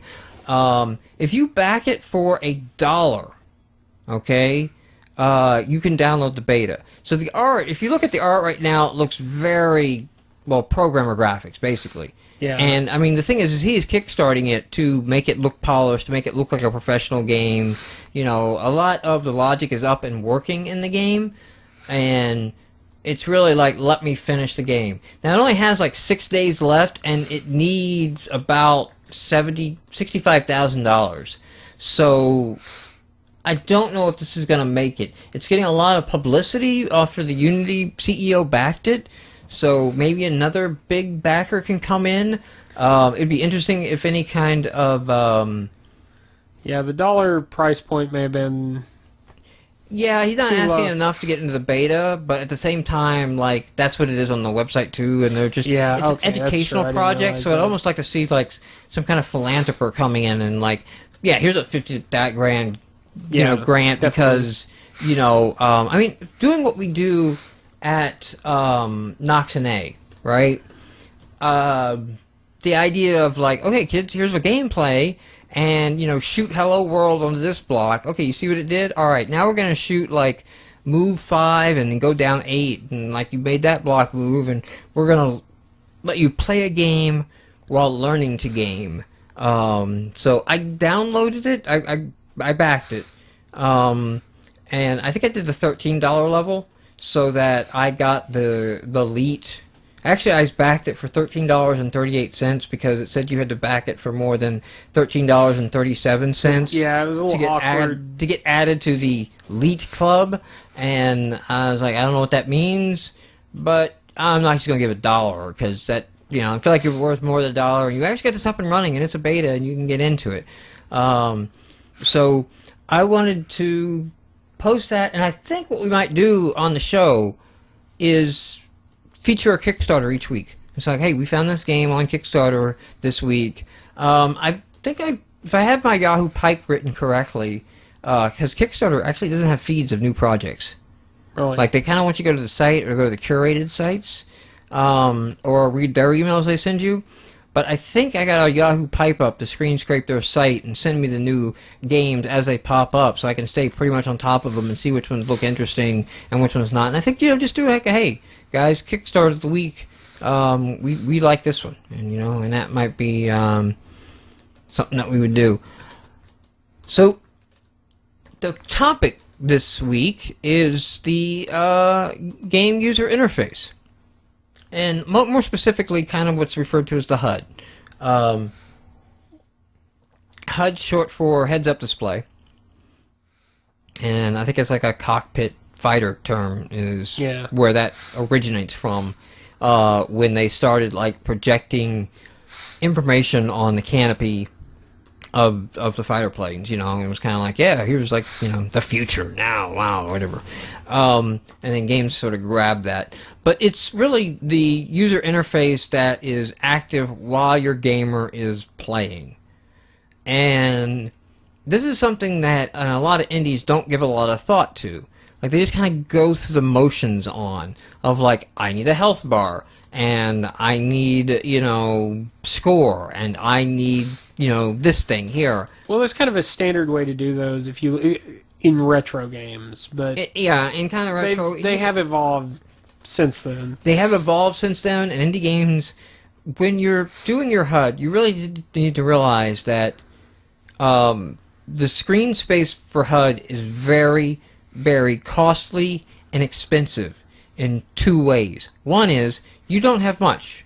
You really kind of have four corners to put something in that's not going to obstruct the gameplay. Okay? Maybe you can put something across the bottom completely, you know, and something across the top, but then that really gets heavy in the game. But you really have about four areas that you can drop something interesting into to react to. So you got pixel budget, you know, of like, where am I going to, you know, how much am I going to have left for gameplay?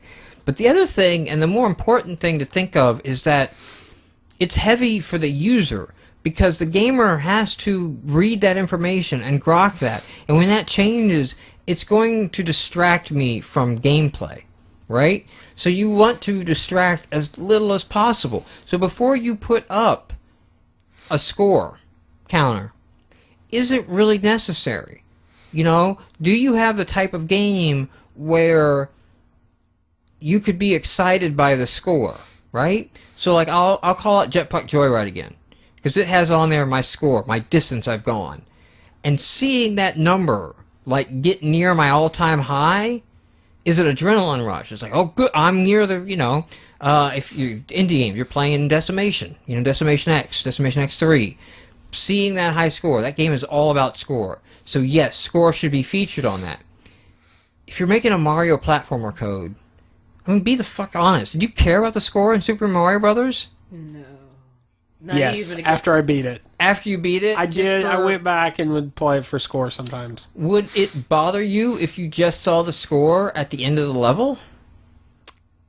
It might. It might. But it depends if you're... I mean, by that point, you're like replay value, and you're playing for high score. And then the state of the internet, somebody would figure out the score values for everything anyway. Yeah. I mean, you could easily put score over things as you did them. You know, like you jump on a turtle and a little 50 floated up. Yeah, but seeing the progress, I don't know. It's a difficult question. I think it's the type of thing that you have to... It's something you're going to have to tweak in playtesting, I really think. But, I mean, no. I mean, it's as a designer. I don't think it's a playtesting thing. I think as a designer, you need to weigh each element on the HUD as it's either contributing or it's detracting. There's nothing neutral on the HUD, because the neutral is the HUD is a distractor. So it needs to be popping me up relevant information, or it's popping up useless information that is distracting me from what's going on screen. And you need to stop and think, like, if you're building this platformer, score is not doing shit to your game. Nobody cares about the score. Like, you're trying to... If you have collect 3 diamonds per level... If score is a mechanic, that's then it's more an issue. important than score, right? So maybe I can have the HUD up that lets me know, like in Braid, how many puzzle pieces I found on this level, right? Now, there's the outside HUD, but you can also integrate feedback, okay, in the game itself. And I mentioned this just a second ago when I talked about the damage floating up above the creature, right? Or the score coming up above the creature. Like, that is telling the player I'm doing damage, okay? The creature is reacting. He's taking damage. I'm getting score. I'm getting health from that, okay? If I can see that when I hit the creature, when the creature dies on screen, I don't have to take my eyes off the screen to keep playing. The perfect example of that technique is Dead Space, okay? Because Dead Space has no HUD.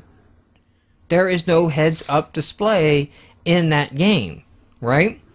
The health bar is shown, right, on the back of your player. So on the back of your player is a little like gel pack of how much health the suit has, because the suit like gives you an adrenaline rush when you get hurt or something to heal you. I forget what the explanation is in the system. But basically, you see a green bar on the back of your dude. And it goes down, and it changes to yellow, and it changes to red when it gets critical. So it even calls a little bit more attention to itself when it's important. When it's green, it kind of blends in with the glowy stuff in the level. And it's like, I'm not important right now. I'm just aesthetic design in a suit. And if you're close to full, but not quite there, it's kind of bluish. Yeah, it slowly changes tint, as it moves into yellow and into... red. Now, you have a stasis gun, which is which is the ability to manipulate objects, it's the Force, okay? It's just the fucking Force is what it is. So, to be able to force push stuff and things like that, you have stasis power, and there's a little stasis charge on the back of your suit next to your HUD, and it's also a little meter, but the thing is that it, instead of going down evenly, it has some divisions on it, and it's like you basically get 2 shots. I'll move half and then half, and you can see it very clearly, like how many shots do I have left.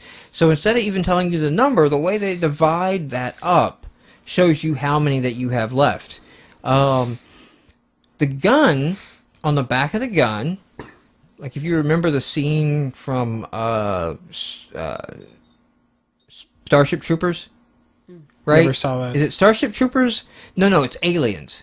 It's Aliens. Has the bullet countdown on the gun, like when he's firing, you see the bullets count down on the gun, kind of like in laser tag, where you have the bullet counter on the back of the gun. Aliens did it for suspense because you could see like they were running out of bullets or something. I think it was Aliens. I know there's one of the guns in Halo that does that. It's like the machine gun.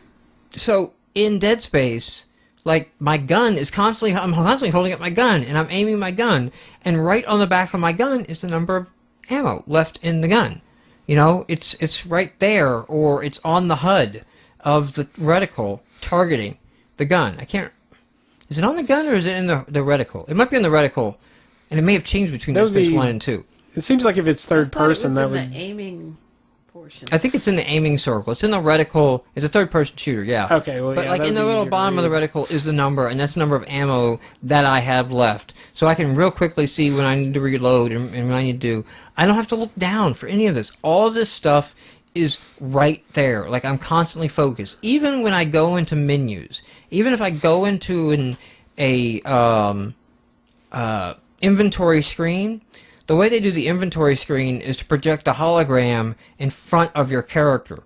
So it's translucent. I can still see all the scene going on in case something jumps out at me. Because nothing's stopped. Because nothing stopped. Okay. It's a horror suspense game. While it's on there. So even when I am in kind of a menu, they could have done a little bit better because they have they kind of make the classic encumbrance pain in the ass mistake. It's like, let's not do encumbrance anymore. It's no fun and it's a pain. And like they have to stop the game and figure out what am I going to drop, or I backtrack to a place where I can sell stuff, just so I don't have to drop anything. Like that detracts a lot from the game. So they still make some of those errors in the design. Some of those awful tropes still rear their heads. But for the most part, that's up. When you find an audio log or you find a video log, that again plays on you in front of you, and you can move around and walk and look around the world and everything while this little video is playing like a hologram projected off your character. So Dead Space is one to really step back and say, like, can I do this? Is there ways that I can communicate to the player the important information without having to have the player look at one of the 4 corners of the screen or down? And then, like I said, if you do go put stuff down there, like, make it worthwhile, In fact, though, like in Dead Space, it's almost not an option if you want to maintain, like, it takes away from the suspension of disbelief, So GA Tech Grab point out, like, in the Hunted game that came out last year, your potions that you could carry 3 potions, were on the belt of your dude. So, like, you could see real easily how many potions you had left because they were on the belt of your dude, and you didn't have to take it back. Other HUD elements, radial menus. If you're on the console and you need to switch weapons, you need to do all that, radial menus are the way to go. The Dragon Age radial menu, Mass Effect, these... Copy BioWare. Yeah, I mean, basically, they've nailed this down. Well, Assassin's Creed does it, too. Yes. It doesn't take your eyes off to a menu. You don't pull anybody out of the game. It's very lightweight, and it's very easy to select with the thumbstick. So, I mean, there, as far as, like, even just user interface design, it works on the controller so easily that it's ridiculous. And it's surprising that we've gone on this long with thumbsticks and not realized, holy shit, a radial menu works perfect. So, you can add complexity to weapon switching, like Captain Dubstep, okay? The game that we're working on, that we hope to have for Dream Build Play.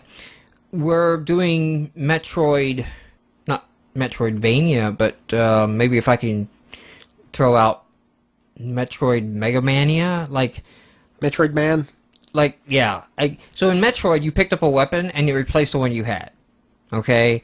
I would like to have the Mega Man pick up a weapon and I can switch out and the weapons have energy levels, so like you can kind of like use a bunch of this gun and then you find a recharge and you pick which one you want to recharge.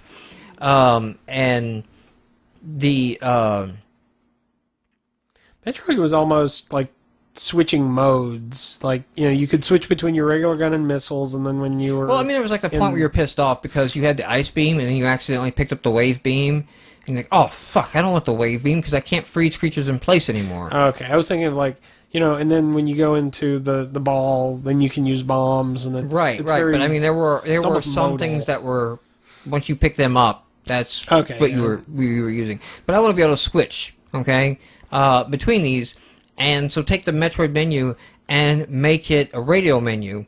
And then that way, right in the middle of combat, and, you did this in Mega Man, but it was kind of... Clunky. You had to bring clunky. up a screen but to do it. We did not have The radial menu option. Thumbsticks. Right. And there was a performance thing because it took a bit to draw that menu. Like when you hit the start to draw the menu in Mega Man, you watched it draw the menu in Mega Man. Oh dear God! Especially if there's a More lot than one going gun. on. And you select what you wanted, and then you got back into the action. But yeah, so in Dragon Age, I mean, I switched between spells and stuff all the frickin' time. And actually, the way Dragon Age had it down, you could switch players with the radio menu up, and the radio menu would change context as you jump to them. I mean, in my final run-throughs of Dragon Age, I was micromanaging everybody without any hit on, like, waiting. I was just like, bam, bam, bam, assign commands, and then they all go do that, and jump over here and sign all commands, and they do all that, Because when I first played Dragon Age, I played as the warrior character, so I was up front, and I was just kind of focused on me. But later I played Blood Mage, and, so I'm behind the back, I'm in the back doing damage from afar, and so there I had to more micromanage the guys up front for crowd control, and radio menus. That's how that worked, and that worked perfectly. I don't know, any other good, Unreal Tournament, does the ammo and weapons display, and that's a good one there. They still have a traditional HUD on that, so they kind of, mix the two. You can combine HUD elements, because, like, the Wolfenstein 3D, like, you had a health meter of percentage, You also but, had, yeah, base. what's his name? Sergeant Belinsky, or... Blaskowitz or something. Blaskowitz or whatever, yeah. He got bloodied in the face, too, when he took damage, so you had, like, a kind of a visual reference of, like, just how damaged you were, at the same time. And I don't know if that was done from, like, genius of game design, or just, like, isn't that funny, Because that was kind of the style of games at the time, too. Yeah, I was going to say, I kind of wonder, because it was one of the early third-person shooters, if that kind of established a sense of, like, since you never actually saw your character on the screen, there's your character. Yeah, maybe. Maybe that's the reason for doing that. Anything Maybe else to add on, like, thoughts of the HUDs? Like, really think, like, what you put up there and why you put them up there. Diablo. So, like, health and mana are the big things in Diablo. They're fucking huge on the HUD. Like, those big balls that you fill up, and, of each of those, You can't miss them. You know, you don't even have to be looking. They're like in your peripheral vision all the time because those are the two main, you know, stats that you need to worry about while you're in the middle of your click fest of kill everything by clicking a bunch of times. Which was still fun, but that's what Diablo was. Yeah, pretty much. Let's not make it more than it was. And hopefully Diablo 3 will be just the same. Can you get betas of Diablo 3 yet? Where's that at? I don't know. I think it's in closed beta. Is it in a closed beta type thing? You can get invites, or you could get invites. I don't know about now. Fucking Blizzard. I don't know that I want to touch Diablo 3. Like, 2... I came kind of to the same point I did with WoW. It's like, I'm playing this over and over to get more equipment. Well, okay, so Diablo, I've never had a problem of once I beat the devil, I'm kind of done with the game. Yeah. You know, like I pick one character, roll out one character, and get the loot for one character, and you screw around online and maybe, you know, co-op or something with some friends once or twice, but then I'm done. And I feel like I've had a good, got my value out of the game, and I don't feel sucked into... Well, You should stay away from Borderlands, by the way, then. I actually have Borderlands. Do you have Borderlands? I played it for a while because a couple of my friends had it, and it didn't grab you? It's 3D Diablo. It did for a while. I never actually finished it. It's a loot fest. It's because I kind of realized what it was early on, and like, it's cool as long as I'm playing with other people. Which, I mean, that was part of the reason for Diablo was I was playing it with other people. Yeah. At the same time, if Skeggs is complaining a spoiler in there. Yes, in the game, with the Spanish name for the devil, you fight the devil. Sorry to spoil that without warning. It's called fucking Diablo. But actually, fucking Diablo is a different game altogether. I'm sure it is. But I even it's that Japanese style school anime story. But it's the dirty kind. I've seen what you watch on Netflix. What are you complaining about?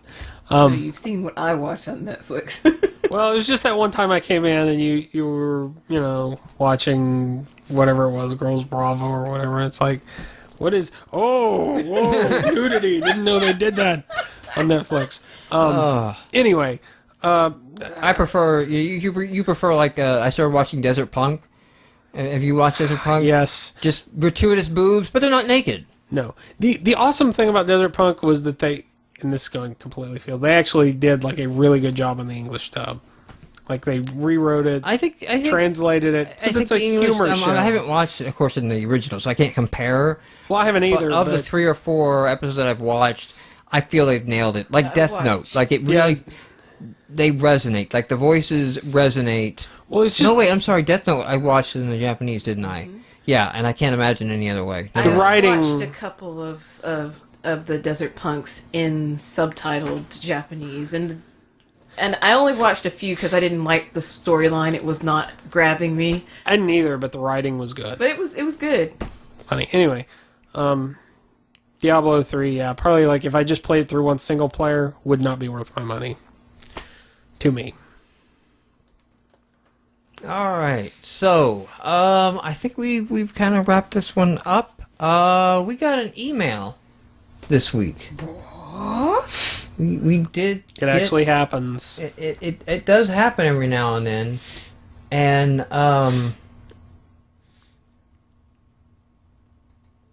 let me go down. Where the hell did it go? I lost my email. Oh no, I lost our only email. Why'd you go and do that, sir? Let's see. So, no, wait, that's one I haven't verified isn't spam.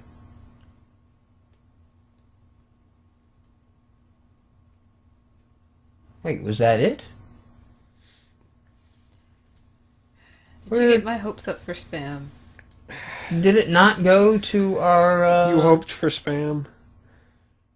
Did it not go to my GameMarx account? It should have. Are we talking about the one... That mentioned the camera? Yeah, I remember that Let me one. see if I've got it on here. I'm pretty certain I've got it. Let's see. Click. Clack. I don't know what happened to it. Did you delete it as spam? Let's see. GameMarx. Here we go. I found it. For some reason, it's not marked GameMarx in my system anymore, but it came to podcast, so I'll have to figure that out. Just thanks on the Developer Tools episode. We've gotten a lot of good feedback on that episode, by the way. So if you hadn't heard to it, you might want to jump back and check our one titled Developer Tools. And he was talking about struggling with the camera and talking about doing trigger points on the map to make the camera change position orientation when the player crosses the trigger points.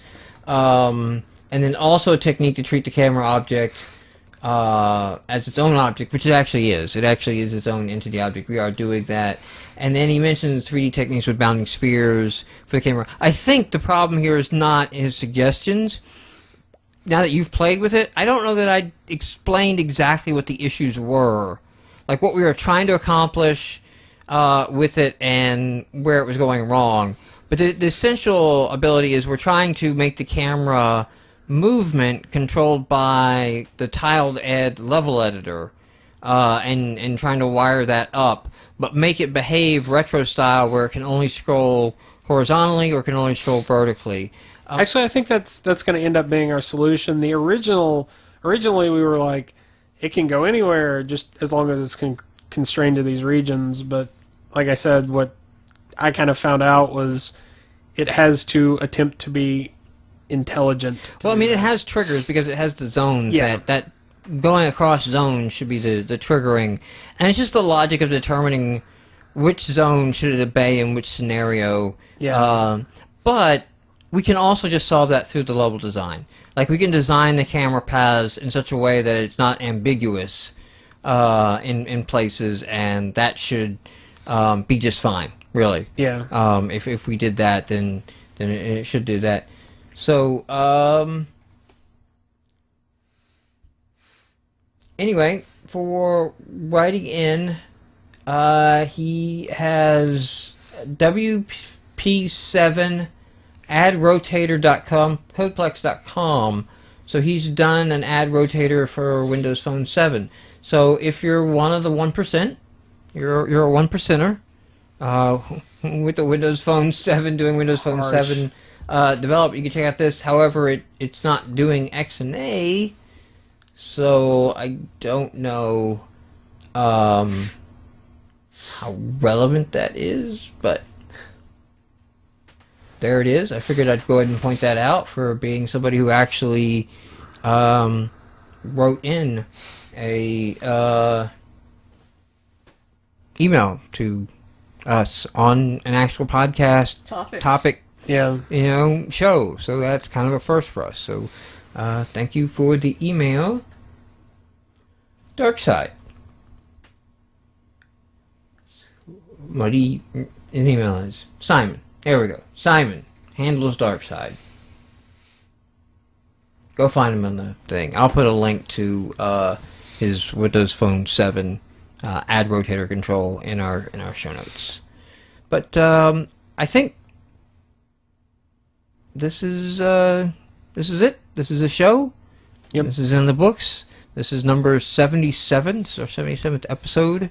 Kind of cool to think about. We got to think about what we're gonna do for 100. We got to figure out when That's 100 is. Yeah, I was gonna say that's like.